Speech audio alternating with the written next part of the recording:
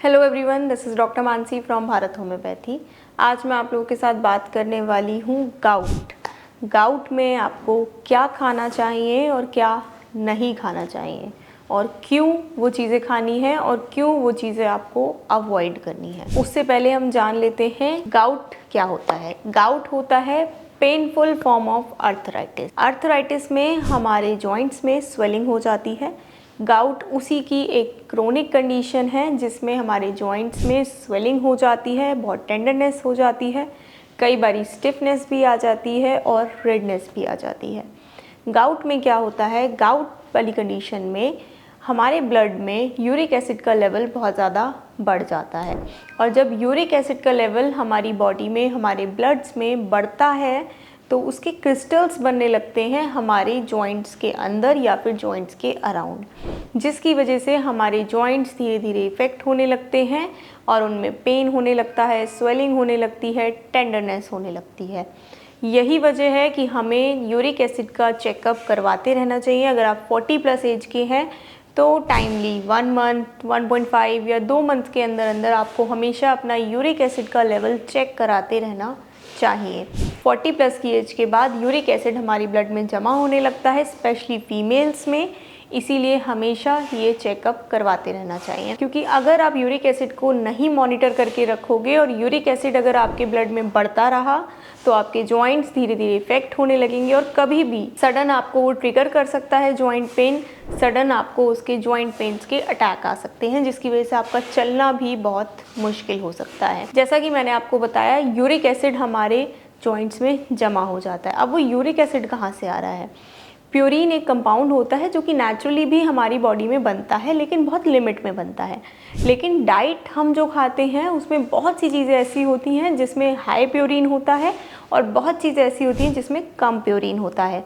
तो अगर हम हाई प्यूरिन वाली डाइट लेना शुरू कर दें तो हमारी बॉडी में यूरिक एसिड बढ़ेगा। वो कैसे? प्यूरिन जो कंपाउंड है वो हमारी बॉडी में जाके ब्रेक डाउन होता है और यूरिक एसिड फॉर्म करता है। अब जितना ज़्यादा आप प्यूरिन का कंपाउंड खाएंगे, जितनी ज़्यादा वो चीज़ें खाएंगे जिनमें हाई प्यूरिन है, उतना ही ज़्यादा यूरिक एसिड आपकी बॉडी में बनेगा, और जितना ज़्यादा यूरिक एसिड ब्लड में बनेगा वो धीरे धीरे आपके जॉइंट्स पे जमा होने लगेगा। तो ये पूरा कनेक्टेड है, इसीलिए आपको अपनी डाइट का बहुत ख्याल रखना है। गाउट का एक और रीज़न भी होता है, ये नहीं सिर्फ यूरिक एसिड, वेट। आपको अपना हेल्दी वेट मेंटेन करना भी बहुत ज़रूरी है, क्योंकि क्या होता है कि जब आप ओबीस हो जाते हैं या फिर जब आपका वेट बहुत ज़्यादा बढ़ गया है तो आपके जॉइंट्स पे बहुत ज़्यादा स्ट्रेस जाता है। उस स्ट्रेस की वजह से आपके जॉइंट्स होते हैं वो वीक हो जाते हैं। आपकी जो हड्डियाँ होती हैं कई बार वो आपके वेट को नहीं संभाल पाती हैं, जिसकी वजह से आपके जॉइंट्स बहुत ज़्यादा प्रेशर में आ जाते हैं और बहुत ज़्यादा तकलीफ़ में आ जाते हैं। इसीलिए अपना वेट मेंटेन करना भी बहुत ज़रूरी है। ये जो भी चीज़ें मैं आपको बता रही हूँ, ऐसा नहीं है कि ये क्योर है आपके गाउट का, ऐसा बिल्कुल नहीं है। अगर आपको गाउट, अर्थराइटिस की दिक्कत है तो हाँ, ये चीज़ें आपको मैनेज कर सकती हैं। और अगर आपको गाउट या अर्थराइटिस की समस्या नहीं है और आप ये चीज़ें फॉलो करते हैं तो आपके जो गाउट होने के रिस्क हैं वो बहुत कम हो जाते हैं, अगर आप इन चीज़ों का ख्याल रखते हैं तो। वेट मैंने आपको बताया मेंटेन करना बहुत ज़रूरी है।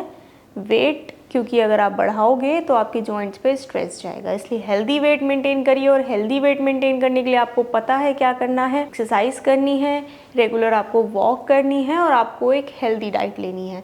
दूसरी चीज़ होती है हाइड्रेटेड। आपका हाइड्रेटेड रहना भी उतना ही ज़रूरी है, क्योंकि आपकी हड्डियों में बहुत पानी होता है। अगर आप पानी कम पिएंगे तो आपकी हड्डियों में दर्द होगा और आपकी हड्डियाँ कमज़ोर हो जाएंगी। तो हाइड्रेशन भी बहुत ज़रूरी पॉइंट है। अब हम बात करते हैं कि आपको क्या खाना है और क्या नहीं खाना है, मतलब क्या हाई प्यूरिन डाइट है और क्या लो प्यूरिन डाइट है। जो चीज़ें आप खा सकते हैं वो है फ्रूट्स आप खा सकते हैं, जैसे कि चेरीज़ हो गई, बेरीज़ हो गई, या फिर एप्पल्स हो गए, पीचेस हो गए, या जितनी भी ग्रीन लीफी वेजिटेबल्स हैं वो सब आप खा सकते हैं। इसके अलावा अगर हम बात करें तो चिक पीस हो गए, बीन्स हो गए, दालें हो गई, ये सभी चीज़ें लो प्यूरिन डाइट होती हैं। लेकिन याद रखिए, अगर आप दालें ले रहे हैं तो अनपॉलिश्ड दालें लेनी है। पॉलिश्ड दालों से यूरिक एसिड बढ़ता है, इसीलिए अनपॉलिश दालें खरीदनी चाहिए। ये जितनी भी चीज़ें मैंने आपको बताई हैं ये सब आप ले सकते हैं। लो फैट डेयरी प्रोडक्ट्स लीजिए, बहुत हाई फैट डेयरी प्रोडक्ट्स आपको नहीं लेने हैं। तो अगर आप ये चीज़ों पे रहेंगे तो आपकी बॉडी में प्योरीन की मात्रा कम रहेगी, क्योंकि इन सभी चीज़ों में लो प्योरीन होता है। अब अगर मैं आपको बताऊं कि आपको क्या नहीं खाना है, तो आपको हाई फैट डेयरी प्रोडक्ट्स बिल्कुल नहीं खाने हैं। आपको फ्रूट जूसेस अवॉइड करने हैं, इवन उसमें शुगर नहीं भी हो तब भी आपको जूसेस अवॉइड करने हैं। आप होल फ्रूट खाइए, वो भी जो मैंने आपको बताए हैं वो वाले खाइए। उसके अलावा अगर आप नॉन वेजिटेरियन हैं, अगर आप मीट खाते हैं तो आपको रेड मीट अवॉइड करनी है।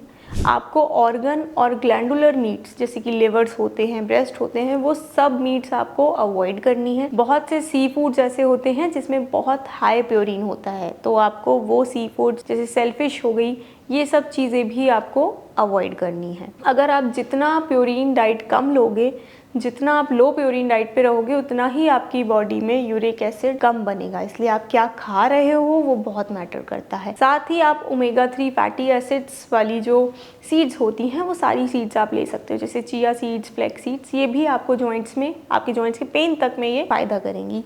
कैफ़ीन, कॉफ़ी भी यूरिक एसिड की लेवल को कम करने में मदद करती है। कैफ़ीन भी ले सकते हैं, लेकिन मैं हर बार ये बात बताती हूँ कि कोई भी चीज़ ओवर द डोज नहीं लेनी है। अगर आप कोई भी चीज़ शुरू कर रहे हो तो एक लिमिट में शुरू करो। इट डज़ंट मीन कि अगर कैफ़ीन यूरिक एसिड के लेवल को कम करती है तो आप पूरे दिन कैफ़ीन ले रहे हैं, नहीं, उसके अदर साइड इफ़ेक्ट्स भी होते हैं। तो कोई भी चीज़ आप ले रहे हो लिमिट में लो, इतना लो कि वो आपकी बॉडी को नुकसान ना पहुंचाए। तो ये सारी चीज़ें जो मैंने आपको बताई, अगर आप इन्हें फॉलो करते हो, मैं ये नहीं कह रही हूँ कि ये क्योर हैं गाउट के, लेकिन अगर आपको गाउट नहीं है तो ये आपके रिस्क को बहुत ज़्यादा कम करती हैं। और अगर आपको गाउट या अर्थराइटिस की शिकायत है तो ये कहीं ना कहीं आपके सिम्टम्स को बहुत ज़्यादा रिलीफ देंगे और आपके सिम्टम्स मैनेज हो जाएंगे। फिर भी अगर आपको गाउट की समस्या है, इतना सब कुछ करने के बाद भी अगर आपको गाउट में, अर्थराइटिस में आराम नहीं मिल रहा है, तो आप उसके लिए होम्योपैथिक ट्रीटमेंट ले सकते हैं। होम्योपैथिक ट्रीटमेंट इन चीज़ों में रूट से क्योर करता है। परमानेंटली आपको अर्थराइटिस और गाउट का क्योर मिल जाएगा। उसके लिए आप भारत होम्योपैथी में भी संपर्क कर सकते हैं। यहाँ पे डॉक्टर्स की पूरी टीम है जो आपको पर्सनलाइज्ड और कस्टमाइज्ड ट्रीटमेंट देगी और आपको बेस्ट से बेस्ट क्योर मिलेगा। उसके लिए देर मत करिए, भारत होम्योपैथी में संपर्क करिए। Thank you.